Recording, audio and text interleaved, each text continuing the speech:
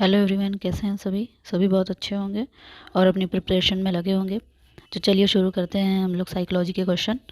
First question है, निम्नलिखित में से बुद्धि परीक्षण की उपयोगिता है। इसका ऑप्शन होगा डी, सर्वोत्तम बालक का चुनाव करने में, पिछड़े बालक का चुनाव करने में, बालकों का वर्गीकरण करने में। ये तीनों ऑप्शन होंगे तो इसका ऑप्शन डी होगा। ओके, नेक्स्ट है, थॉर्नडाइक ने बुद्धि को कितने वर्गों में विभाजित किया है। तो थॉर्नडाइक ने बुद्धि को 3 भागों में विभाजित किया है। फर्स्ट है अमूर्त बुद्धि, सेकंड है यांत्रिक बुद्धि और थर्ड है सामाजिक बुद्धि। तो थॉर्नडाइक के ये 3 वर्गीकरण हैं। नेक्स्ट है, भाषिक विकास को प्रभावित करने वाले कारकों में कौन कौन शामिल है। इसका ऑप्शन होगा डी, विशिष्ट अपंगताएं, घर का परिवेश, विद्यालय और डी, ये सभी आएंगे इसमें। नेक्स्ट है, प्राथमिक विद्यालयी काल कहा जाता है। इसका ऑप्शन होगा सी, बच्चों की आत्मधारणा से प्रारंभ होने का जो काल होता है उसको प्राथमिक विद्यालयी काल कहा जाता है। नेक्स्ट है, किसी छात्र की परिपक्वता किन किन कारकों से प्रभावित होती है। इसका ऑप्शन होगा डी, आत्मनियंत्रण, सामाजिक परिपक्वन और दबाव, तीनों से प्रभावित होती है। नेक्स्ट है, समायोजन की कौन कौन सी आवश्यकताएं हैं। इसका ऑप्शन होगा डी, आवश्यकताओं की संतुष्टि न, आवश्यकता प्राप्ति में दृढ़ उद्देश्य, आवश्यकताओं की उपलब्धि में अवरोध न होना और आवश्यकताओं की पूर्ति के लिए संभव भौगोलिक वातावरण, ये तीनों आएंगे तो इसका ऑप्शन डी होगा। नेक्स्ट, कुंठा कैसे उत्पन्न होती है। कुसमायोजन से, पारिवारिक परिस्थितियों के कारण, व्यक्तिगत कमी से, उपरोक्त सभी, तो इसका ऑप्शन होगा डी, उपरोक्त सभी से होती है। नेक्स्ट है, हर्बर्ट रिजले ने भारत के लोगों को कितने प्रजाति समूह में वर्गीकृत किया था। इसका ऑप्शन होगा सी, 7 समूह में पूरे भारत के लोगों को वर्गीकृत किया था। अधिगम को प्रभावित करने वाले कारकों में कौन कौन से हैं। इसका ऑप्शन होगा डी, सीखने की विधि, थकान तथा उबना, मानसिक स्वास्थ्य, उपरोक्त सभी आएगा। नेक्स्ट है, अधिगम की प्रमुख विधियां कौन कौन सी हैं। इसका ऑप्शन होगा डी, पूर्ण विधि, वाद विवाद विधि, सतत विधि, करके सीखना, अनुकरण विधि, ये सारी विधियाँ जो होंगी वो अधिगम की प्रमुख विधियों में आएगा। मैं कमेंट पढ़ रही थी, बहुत लोग कह रहे थे कि आपका पेन क्यों दिखता है, कैसे आप रिकॉर्ड करते हैं। तो ये मैं कैसे भी रिकॉर्ड करूँ आपको इससे ये मैटर नहीं करता है, आप लोगों को मैटर करता है सिर्फ क्वेश्चन। आप लोगों को क्वेश्चन कहाँ से मिल रहा है, आप लोग सिर्फ क्वेश्चन पे ध्यान दीजिए, ना कि पेन क्यों दिख रहा है, क्या बुक क्यों दिख रही है, ये सब चीज़ें नहीं। आप लोगों को सिर्फ ये मतलब होना चाहिए कि क्वेश्चन हमको कहीं से भी मिले, कितना भी ज़्यादा मिले, हमको ज़्यादा से ज़्यादा प्रैक्टिस करनी है। ओके, तो आप इस चीज़ पे ज़्यादा फोकस करो आप लोग, ठीक है। नेक्स्ट है, मनोविज्ञान की विषय वस्तु में किस विचार को प्रथम बल के नाम से जाना जाता है। इसका ऑप्शन होगा बी, मनोवैज्ञानिक विश्लेषण को जाना जाता है। नेक्स्ट है, स्मृति के आयाम में निम्न में कौन नहीं है। इसका ऑप्शन होगा बी, तर्क करना जो होता है स्मृति के आयाम में नहीं होगा, ठीक है। और पुनः स्मरण, पहचानना, धारणा करना, ये सारी चीज़ें स्मृति के आयाम में आती हैं, लेकिन तर्क करना ये स्मृति के आयाम में नहीं आएगा। निम्नलिखित में से सीखने के वक्र सूचक हैं। इसका ऑप्शन होगा सी, सीखने की प्रगति के सूचक होते हैं।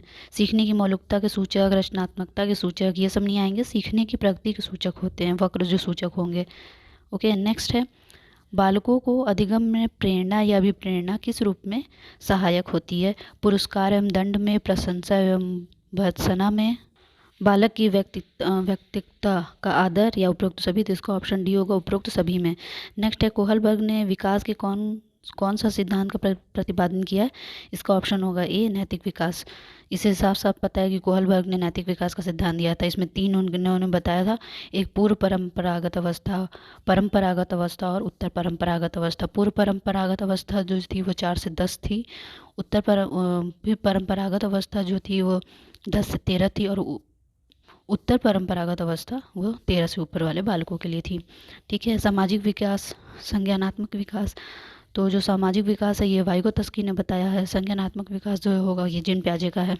ओके, नेक्स्ट है, उत्सुकता निम्न में से किससे संबंधित है। इसका ऑप्शन होगा ए, सृजनात्मकता से जो होता है उत्सुकता संबंधित है। नेक्स्ट, अधिगम स्थानांतरण में सहायक कारक कौन कौन है। इसका ऑप्शन होगा डी, सीखने की उत्तम विधि, सीखे जाने वाले विषय के प्रति अनुकूल मनोवृत्ति और अंतर्दृष्टि समय, उपरोक्त सभी होगा। नेक्स्ट है, एक अच्छे शिक्षक के गुण क्या होते हैं। गतिविधियों के निर्माण की क्षमता, बच्चे की मानसिक क्षमता पहचानना, निरंतर सीखने वाला, उपरोक्त सभी आएंगे जो एक अच्छा टीचर होता है। क्योंकि टीचर का गुण ये होगा कि बच्चों को हमें समझना है कि बच्चे कैसे सीखते हैं। अगर बच्चे खेल कूद के माध्यम से सीख रहे हैं तो उनको हम वैसे सिखाएंगे।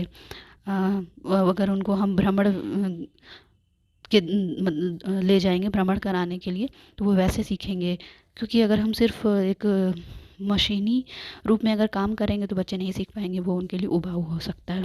ओके, नेक्स्ट है, निम्नलिखित में से कौन वंशानुक्रम के सिद्धांतों एवं नियमों से संबंधित है? इसका ऑप्शन होगा डी, बीजकोष की निरंतरता का नियम, समानता का नियम, प्रत्यागमन का नियम, और डी उपरोक्त सभी तीनों आएंगे। ओके, नेक्स्ट है, शैक्षिक मनोविज्ञान की दृष्टि से चिंतन कितने प्रकार के होते हैं? इसका ऑप्शन होगा सी, 4 प्रकार के होते हैं चिंतन। नेक्स्ट है, समायोजन की कितनी प्रमुख विधियाँ होती हैं?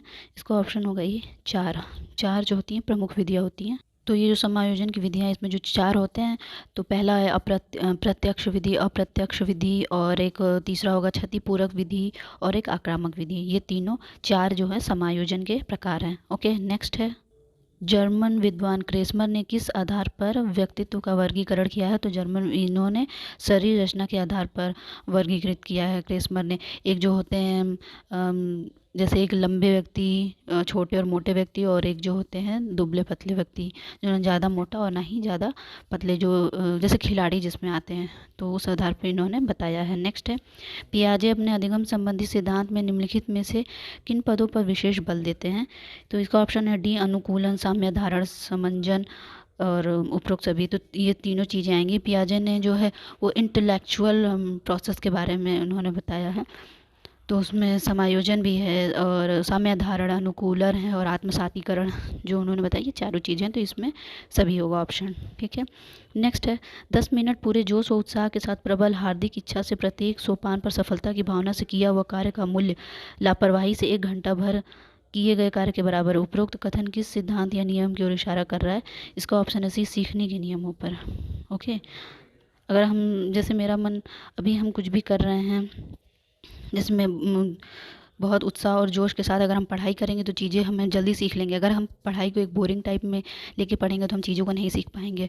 जैसे होता है ना, हम पढ़ते कुछ और हैं लेकिन हमारे दिमाग में कुछ और चल रहा है, तो वो चीज़ें हमारे दिमाग में नहीं घुसेंगी। तो इसी तरह सबके साथ होता है। तो जो भी होता है, एक अच्छे से पढ़ना चाहिए और मन लगा के पढ़ना चाहिए। जब हमारा मन करे सीखने को, तभी सीखेंगे, तो चीज़ें हमारे दिमाग में जल्दी घुसेंगी। अगर हमारा मन नहीं कर रहा, अगर हम एक पढ़ाई को बोझ के रूप में पढ़ेंगे तो चीज़ें नहीं सीख पाएंगी। ओके, तो आप लोग को समझ में आया होगा। चलिए देखते हैं नेक्स्ट, राष्ट्रीय एकता की विभेदक शक्तियाँ कौन कौन सी हैं? इसका ऑप्शन होगा डी, उपरोक्त सभी, जातिवाद, प्रांतीयता, और राजनीतिक दलदल, ये तीनों आएंगे इसमें। नेक्स्ट है, आपको ये कैसा क्वेश्चन लग रहा है ज़रूर मुझे कमेंट करके बताइएगा। मेरे वीडियो को लाइक, शेयर और सब्सक्राइब जरूर करिएगा, क्योंकि मुझे आप लोगों के सपोर्ट की बहुत ज़रूरत है। नेक्स्ट, निम्नलिखित में से कौन अभिप्रेरण की प्रभावी विधियाँ हैं? इसका ऑप्शन होगा खेल, सफलता, रुचियाँ, तो सभी आएंगी इसमें अभिप्रेरण में, उपरोक्त सभी होगा। नेक्स्ट है, रुचि का सबसे अधिक संबंध किससे होता है? इसका ऑप्शन होगा बी, ध्यान से। जैसे बताया ना, अगर हमारी रुचि अगर किसी चीज़ में लगेगी तो हम चीज़ों को अच्छे से सीखेंगे, और हमारा ध्यान लगेगा। तो कहीं ध्यान लगता है तभी हम किसी चीज़ में रुचि भी ले पाते हैं। अगर ध्यान नहीं लेगा तो हम किसी चीज़ में रुचि नहीं ले पाएंगे। नेक्स्ट है, शिक्षा मनोविज्ञान में शैक्षिक विकास के मूल्यांकन का अर्थ है? इसका ऑप्शन है बी, ज्ञान क्षमता का मूल्यांकन। नेक्स्ट, कौन से अधिगम मनोविज्ञानी ने बाल अधिगम विकास में पुरस्कार का महत्व नहीं दिया? इसका ऑप्शन है ए, गुथरी ने। इसको, इस पे मतलब बाल अधिगम विकास में पुरस्कार पे वो उन्होंने अधिक महत्व नहीं दिया, और लोगों ने पुरस्कार को अधिक महत्व माना है। नेक्स्ट है, कैटल द्वारा निर्मित 16 पीएफ किस मापन हेतु प्रयुक्त होता है? इसका ऑप्शन है बी, व्यक्तित्व मापन हेतु। ये बहुत ही इंपॉर्टेंट क्वेश्चन है, जो 30 क्वेश्चन, ये बहुत ही इंपॉर्टेंट है। आप लोग उसको जरूर ध्यान रखना, क्योंकि हमेशा ये एग्जाम में ये फेवरेट क्वेश्चन बन के ही जरूर आता है एग्जाम में। तो कैसा लगा आपको ये पूरा 30 सेट क्वेश्चन का, आप लोग ज़रूर बताइएगा। और मेरे वीडियो पे ऐसे ही अपना विश्वास और प्यार बनाए रखिएगा। तो चलिए मिलते हैं फिर नेक्स्ट डे नेक्स्ट प्रैक्टिस के साथ। Thank you.